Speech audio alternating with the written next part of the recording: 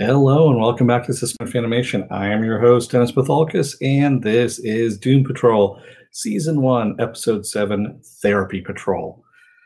Welcome, everybody. Sorry, things kind of got bounced around today. I thought I was going to WonderCon, then I procrastinated on buying the ticket, and then this morning I found out that tickets were already sold out for Friday, even though they were available yesterday evening. So there we go. And then, it was a good thing I actually ended up staying home because there was a lot of problems here at home as well. So fun day on my day off. But anyway, you don't want to hear that. You want to hear about Doom Patrol. And before I get started, spoiler alert, I am going to spoil the shit out of this episode. So if you haven't seen the episode, go and watch it. Come on back here. This is going to be a video. You can comment down in the comment section and leave comments. That's what the comment section is for. So let's see where we're at. So essentially, Mr. Nobody has been fucking with them pretty hard now at this point, and they are not cohesive as a team. They really aren't. They aren't a team at this point. So we see everyone sitting inside the day room there, and Cliff telling everyone that they really need to get their shit together if they're going to beat Mr. Nobody, because Mr. Nobody basically is going to fuck them hard, essentially. So he's like, who wants to talk first? And nobody? What the hell? Kind of thing. And so we have a flashback. We see Rita. We go back to a flashback to Hollywood 1930 with her as a child. And Rita Farr is not her real name. So, yeah. It's we see her as a child getting brought into a starlet's room, or a woman who is in the movies, and she has won a pageant, and the first prize is to meet this actress who could care less. And we find out a little bit about Rita, that her parents, her mom especially, is basically grooming her to be in the movies. She doesn't go to school. I guess she gets homeschooled, I guess it is, which is kind of weird well, not really weird back in the 30s. Sometimes people would get pulled out of school all the time to go and work. So, yeah. And the actress says, oh, you know what? She has the look for it, but doesn't really offer anything more than that. And we flash back to now, and Rita waking up in the morning with Cyborg knocking on the door, telling her that they're going to have a meeting in 30 minutes. And we see her as a big blob underneath the covers, of course, and she's trying to pull herself together. This is the me that's breathing, is what she's saying. And we see her kind of pull it together from the upper half of the body, and then she finally pulls everything together somewhat. She still has a little bit of bulge in the neck there, and she's like, that'll do. So she gets dressed, puts a scarf around her neck, goes outside, and Hammerhead's walking by, and she says good morning to Hammerhead, and Hammerhead goes, what the fuck is wrong with your neck? And just keeps walking. So, this, of course, catches Rita off guard, and she's standing over the vent when this happens, and her leg starts oozing into the vent, and she's like, oh, no, and she's trying to pull it back up, and she even yells a little bit for help, and nobody hears her, and she goes right into the vent, and she even says, she goes, I hope there are no rats down here. So she keeps falling down the vent and goes all the way down to the furnace. And we see her as a blob with just the head. Her head is actually normal. And she's able to get her arms to form. And she pushes open the door and inches her way out. And then turns to a blob again, except for the head. And she's still trying to say, she goes, maybe I've always been this disgusting ball of slime, is what she says. But I'm going to be the best disgusting ball of slime ever. And she's trying to pep talk herself into, getting her body back, because she keeps, of course, what's not working is this the me that's breathing that she learned from Mento. And we see her reach for a bathrobe that's discarded in a box, and she pulls the box down and sees the crib. And that's when she just starts getting pissed off at this point. And it's like, every time there's fucking cribs to remind me of this shit. She goes, I'm getting pissed at this. She goes, I'm going to make my own way. I'm going to do this. And she starts inchworming her way up the stairs. And finally, she pulls herself together and has the bathrobe around her, and she's upstairs. And we hear Cliff yell out, is that the best you can do? Do you think that's going to hurt me, is what he says. And we hear this big explosion, and then she loses it and goes back to being a goo again. So then we see Larry. We go back to North Dakota, 1935, where he's a kid, and his mom is arguing with his dad about him playing doctor with. He was caught playing doctor with another boy, and his dad is denying it that their son might be gay, and the mom is just basically fretting over, we're gonna have to move, it's gonna ruin us, all this kind of stuff. And of course, little Larry outside looking very sad about this, but dressed up as a little pilot too, because he's been a pilot, wanted to do that all the time. And then of course we flash back into the morning where Larry's in bed and Cyborg knocks on the door telling him that they have 30 more minutes, before the meeting, or 15 minutes before the meeting there. And he gets up, starts getting dressed. He's putting the bandages on. He's like, you know what? Screw it. We're going to take the day off. He goes, how about we just go back into bed, lay into bed? And he goes, just no more bad dreams about people burning. And at this point, we see the entity kind of flash in his chest a little bit. And he goes back to a day right before the crash with him and John in the back of a truck. And Larry's like, this isn't right. He goes, you got the color of the truck wrong. He goes, we used to time the music that's on the radio is wrong. We used to time it to a train that was coming through. He goes, you're getting all the details wrong. And he goes, what the hell? So yeah, it's really kind of messed up at that point. And we see him come back again to the room, and then the entity flashes him back again, making the corrections. And John, his lover, of course, there is telling him, you're not in the moment. You're not staying in the moment here, is what he's trying to tell him. And Larry's going, it doesn't make any difference what you do bringing me back to this.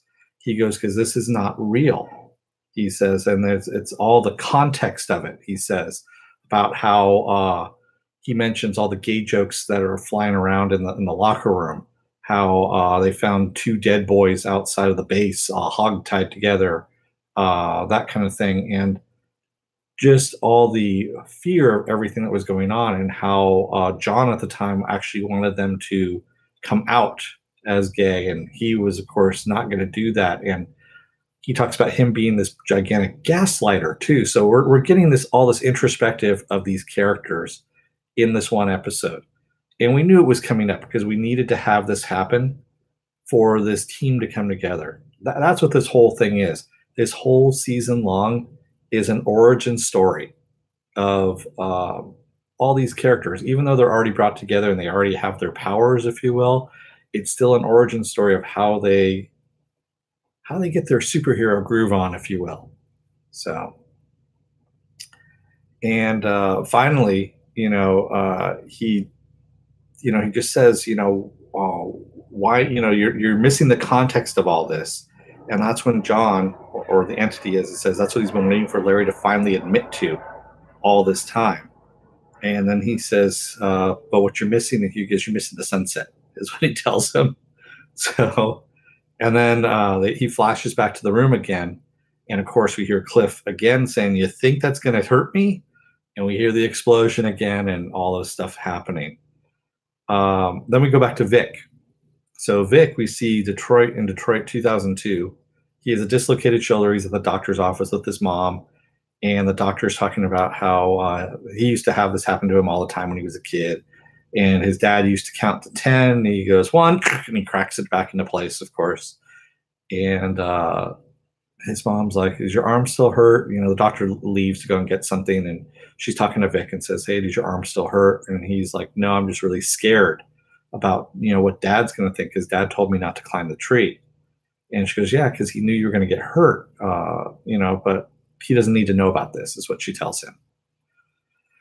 So, yeah. So then we go to the morning, we see Vic waking up, and then Vic, of course, going and knocking on everybody's door, telling them that the meeting's going to happen. And of course, no one's showing up to the meeting because as Hammerhead yells at him, you're not the chief. And we see him start checking out Grid. Grid is his online computer. And Grid tells him that he has a match on this on this thing called Cash, which Cash is kind of a dating app, if you will. And he had made a profile back when he was 18, kind of as a joke, and had forgotten about it.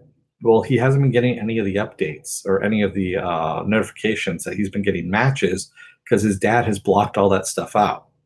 And when he confronts his dad about it via, FaceTiming him, if you will, his dad basically says, "Yeah," he goes, that was a couple of weeks before your accident," and he goes, "And afterwards," he said, "I figured you didn't need any more distractions." So his dad basically blocked him out of it. And we also find out that his dad put some parental controls in place on his system. So even though he's not spying on him anymore, he still has parental controls in place. And that's when Vic just tells Grid to start searching all the known universes for to get around those controls, to take the throttling off, and also to find out where the hell Niles is as well, to do the search for Niles. And then he starts going through all his matches. And the matches are basically kind of, they all know him as Cyborg. They all want to hook up with a superhero, that kind of thing. And he's like, nope, left, swipe left, this kind of thing. And he finally says, okay, Grid, match up everybody who is looking for Cyborg or superheroes or anything of that stuff and delete them. And he does, and there's only one left, and it's a med student who's in scrubs. And of course, Cyborg being Cyborg messes up when he, messages her, and she messages back, and then Grid says, "Here's all the information about her," and basically gives him a live feed of this woman on the bus. It's getting a security cam feed through the bus, and Vic's like, "I didn't ask for this," and Grid says, "But your subconscious did." And he goes, "Ever since you removed all the throttling from me, the program that was throttling the bandwidth, this is what I can do now, essentially." So Vic keeps messaging her, and then he decides to take a current selfie of himself and sends it to her, as with his robot body and everything. And we see her looking scared, and she kind of has hesitations there and all this stuff. And he finally says, "Delete my profile." So delete it. He deletes it completely. And then Grid tells him that his completes his search for Niles and says that it's inconclusive. They don't know where he is. And but there's something incoming. And Vic's like, "What? Incoming?" And that's when Cliff hits Vic, knocks him down, and Vic's arm cannon comes out. And we hear Vic we hear Cliff say that same thing again. "You think that's going to hurt me?" And just as he fires, we go to Jane. So we see Jane in Arkansas, 1950, as a little baby, crying in a crib, and a guy who we can just assume is her father, smoking, walking into the room, looking down at her, and then walking back out the room and not doing anything at all. And then we see the morning with Jane in her room painting, and Cyborg knocking on the door saying that, they've got 15 minutes till the meeting, and she says, "You're not the chief." And then we swing around and see that the painting is a painting of Chief's face, and she's writing "bastard" across the face, and I'm punching the picture and just punching it out because of what she learned about Chief and the Doom Patrol and what's happened to them, the previous ones with Mento, and also what he was gonna dump her there as well. So she comes out as Hammerhead, of course, insults Rita, and that was when Rita melted into the vent there. Rita and Hammerhead argue a little bit, of course, later on. And then we have Jane running into Cliff, trying to eat toast because he wants to remember what food tastes like because he's hungry. And he's breaking down, and we see him run away. Very unlike Cliff at this point. So then Jane kind of wanders down to the basement and starts watching her tapes again, the tapes of her and Chief going through her personalities. And one of them, Chief basically says that he would be a father to her. And Hammerhead gets pissed off and just starts smashing the tapes. Jane comes back, trying to stop Hammerhead. And at one point, we see her wandering outside even, which we saw during Cyborg's portion of it. And she's basically saying, everything is fine, everything is fine. She's kind of dancing through the garden. And then we come back, and she's smashing the tapes again. And Jane pops in and goes, "What the hell are you doing?" And Hammerhead is basically destroying every evidence of all the different personalities, is what's going on. And this, of course, ends with Cliff and Vic fighting again. And then we see Cliff inside the library, starting to rip up the library, and he goes, well, what's with all these books, you illiterate fuck? And, he's just ripping everything up. And then we go to Cliff. So Cliff, we see in South Florida in 1961 as a little kid, and hearing his dad beating up his mom. And, of course, his mom running into another room and locking the door. And his dad then apologizing to her, saying that it's, never going to happen again. Things are going to change, the usual stuff. And then we see the morning of, of course, Vic going through and telling everyone that the meeting's happening in 15 minutes. And we see Cliff just staring at the screen. He's just staring at his monitor. And he's staring because he's broken the laptop. And we see that he's staring at a beaten up picture of Clara and Bump together, his daughter Clara with Bump. And he's not moving at all. And then we see him, of course, trying to eat toast. And then we see him jump into a car. And he goes to his little racetrack thing that's in his room, and he just starts saying, fuck it, fuck this, fuck that. He just fuck it up, completely. Jumps in the van, starts it up, hauls ass out, and goes and finds Bump, supposedly. And basically busts down the door and tells Bump, he goes, what the hell you doing trying to pretend that you're her father and everything? Why'd you tell her? Why'd you brainwash her? And Bump's like, what the hell are you talking about? I didn't know you were, I thought you were dead, kind of thing. And that little brat ruined my bachelor game, kind of thing. And she was very ungrateful. And I had to take her all those therapy sessions, whining about her dead mother and everything. And at this point, we see Bump pull out a shotgun trying to protect himself. And we hear Cliff say it again, you think that's going to hurt me? And we hear Cyborg's arm cannon rev up, and we see the shotgun that Bump has actually glows, kind of like Cyborg's arm, and we see a blast. And we realize that Cliff is hallucinating all of this at this point. He's pretty fucked up. He busts into the next room, which is the library, and sees all the books. And that's when he's like, what are all these books, you illiterate fuck?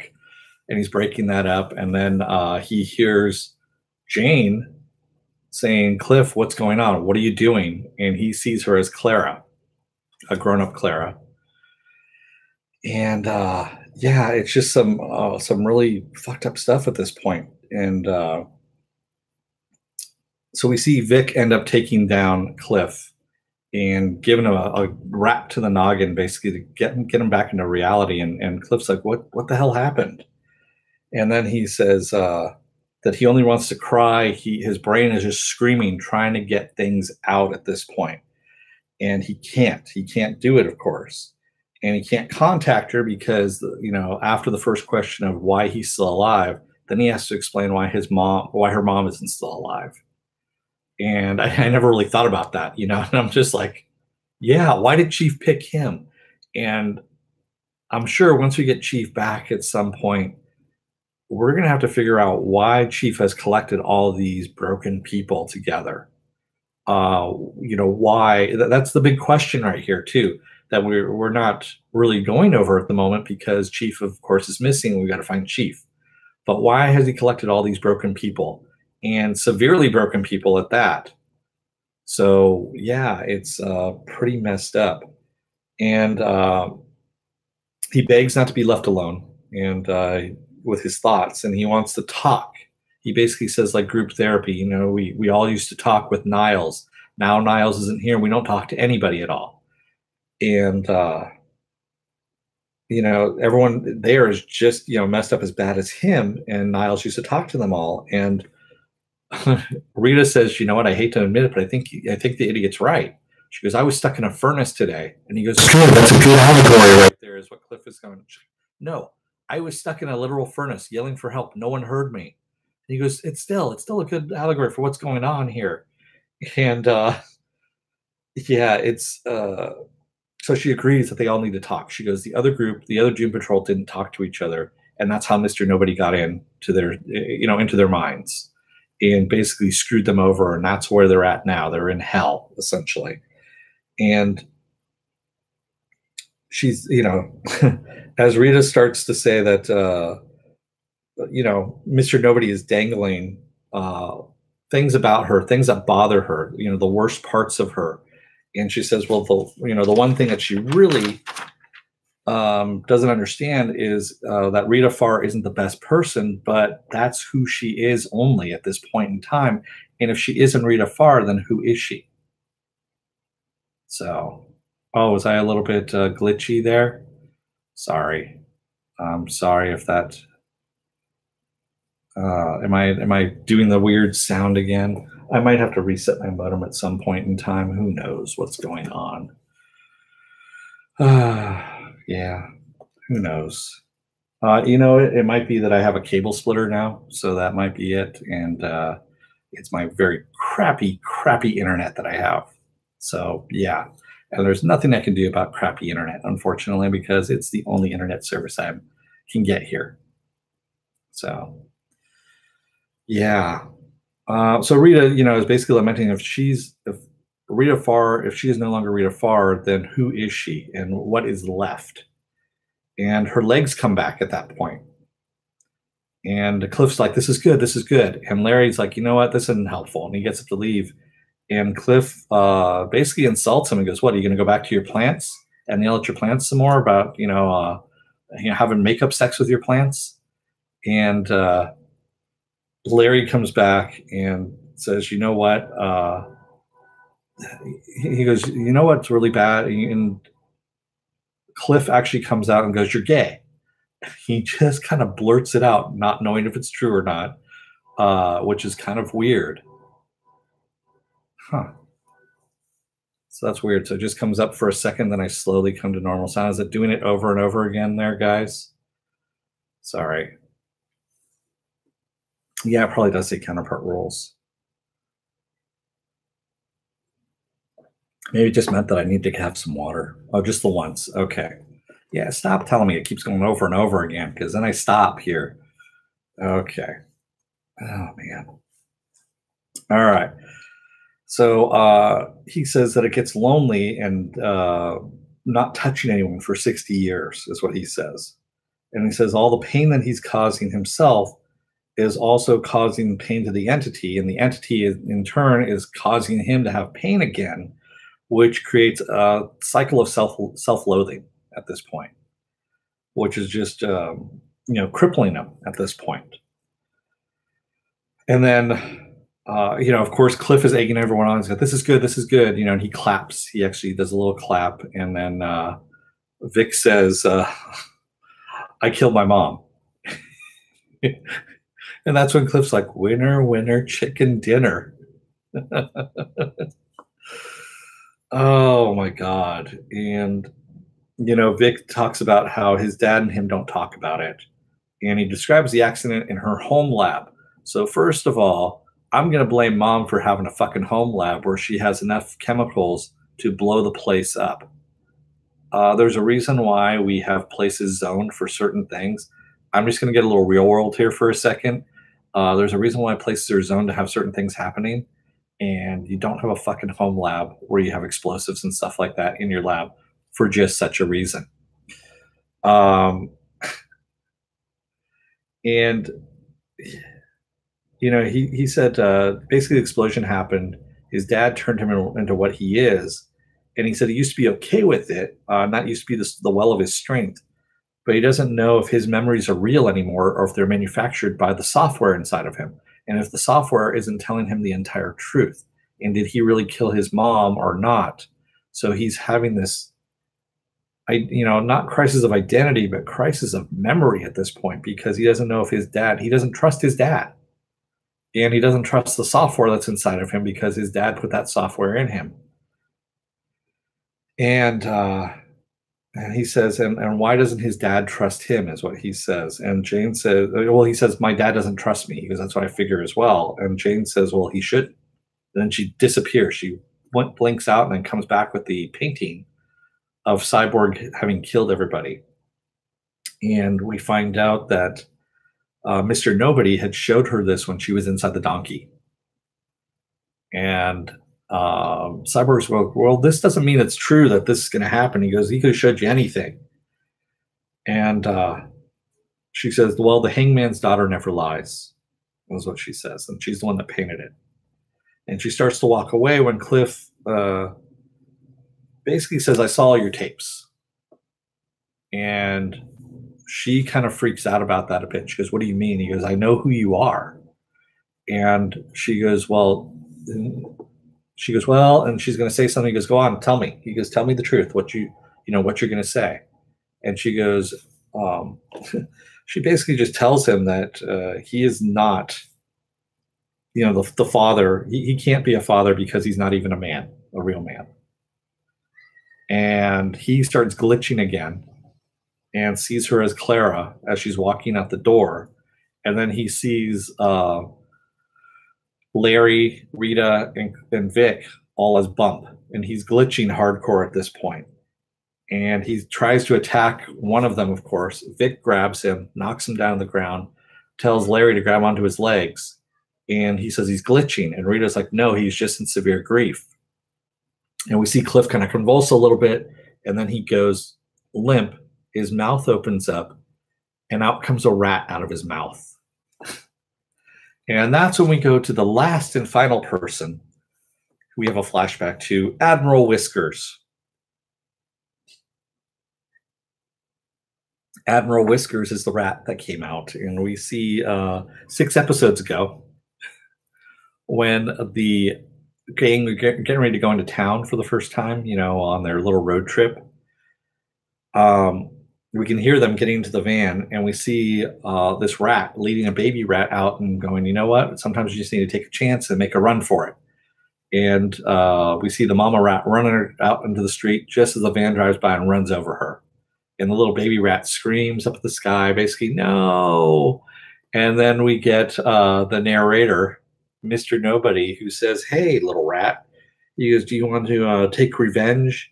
And he encourages it to, and basically the rat's like, no. It squeaks something out. He goes, where'd you hear that country bullshit? From your mother? He goes, no, you want revenge. He goes and tries to encourage it to find whatever did this, fuck its mind, fuck his heart, and fuck his soul, as he puts it. Yeah. And then we see what happens that morning is when Cliff is in his catatonic state staring at the computer, the rat, now a little grown up, has gone inside and sneaks in and climbs into the hole in Cliff's arm. And that is what has fucked him over, was Admiral Whiskers and Mr. Nobody, because Mr. Nobody could not get to Cliff, if you remember, except physically is how he had to do it. He really had to climb into him. Everyone else he could screw with mentally, except for Cliff. And I was thinking about this. He hadn't really had any interaction with Cliff at this point. Because the only ones he has talked to, he's talked to Rita, he's screwed with Larry, and of course, Jane as well. He's screwed with all of them, except for Cliff. Cliff is the only one he hasn't messed with. And that is the way he did it, because that armor, or his body, is protecting him in more ways than one, which I think might be the key to defeating Mr. Nobody. It's going to be Robot Man. Yeah, so Mufinobi says that hole in his armor is from Cyborg's finger hole. Exactly. And yeah, Joker III, it is very bold and original storytelling. To take an entire hour-long episode like this and to break down these characters, not just them as they are now and where they've come so far in just 6 episodes of the first season, but also to do a little flashback of their childhood, what happened with their childhood, and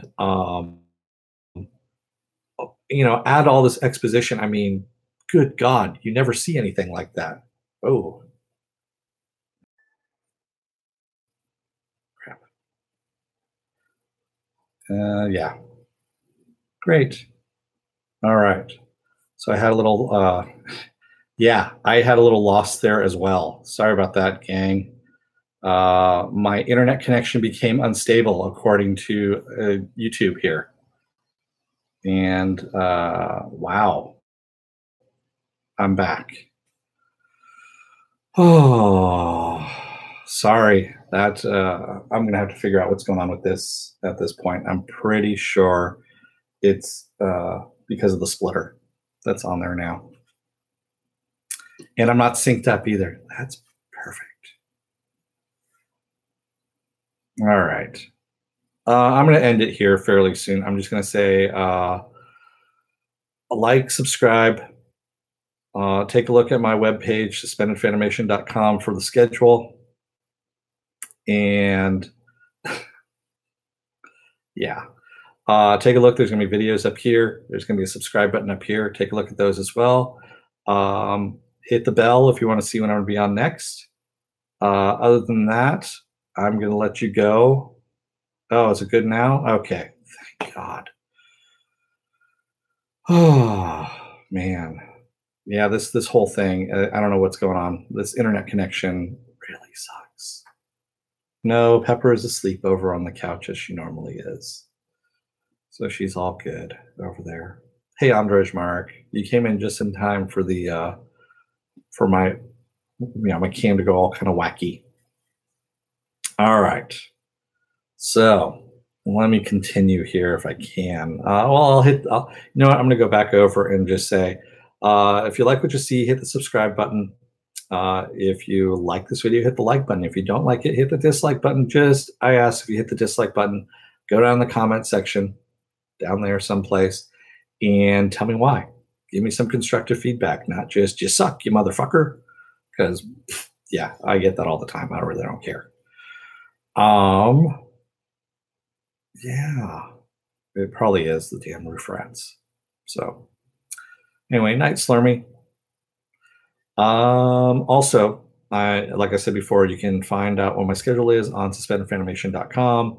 I am on Twitter. I'm on Instagram. I'm also on Facebook. Facebook also has the schedule up there as well. So tomorrow morning is going to be Saturday morning blast off at 10:30 a.m. Join us for that. And it's 10:30 a.m. Pacific Standard Time, just so you know. That is where I talk about all the genre news of the week and anything genre related, that you guys are interested in as well. Saying you suck is almost always a bad thing. Yeah. Honestly, that's just not even creative at this point.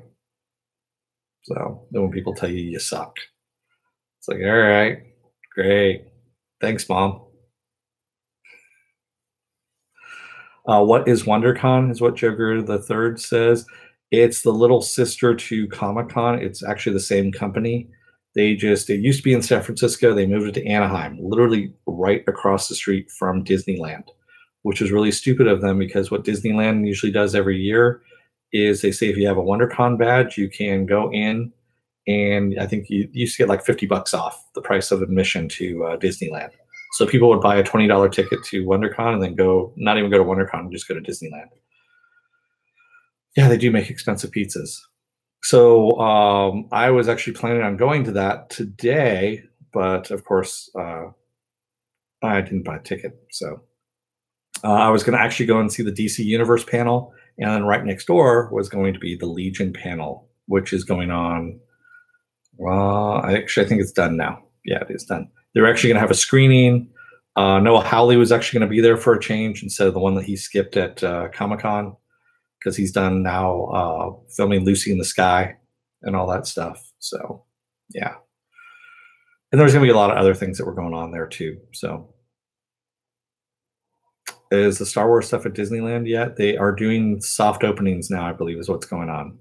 So, I know they hired people, and I think April is going to be a bigger release, and then May, if I remember correctly, is when they're going to really kind of open it up there. It's May or June, something like that. But yeah, it's still there. It is almost done. But it would have been like a 200-mile drive for me round trip. That was the other thing. I was just kind of like, I'm not really all that upset about it. Yeah, I'm bummed that I missed Noah Hawley as well. I mean, I got the entire cast last time at Comic-Con except for Noah. Oh, sorry. There we go. All right. So, what else do we have here? Is anybody talking about the episode other than my glitchy shit that's going on here? Everyone talking about the glitchy stuff going on. So, no. Yeah. And yeah, that cannon did have a big boom to it. So it did shake the house. Well, we're talking about Cyborg's arm cannon because it woke everybody up. WonderCon, yes, I got it. I got it. All right, so I'm going to let you guys go for a little bit, and I will see you tomorrow morning on Saturday Morning Blast Off. And you guys take it easy. Again, take a look at the video up here. Hit the subscribe button over this way. I'm going to find out why everything's glitching so bad. So don't let the door hit your ass on the way out. Otherwise, your internet may blah, blah, blah. God, this has been a shit show. Otherwise, your stream is going to be a big shit show, kind of like this one was. Good night, everybody.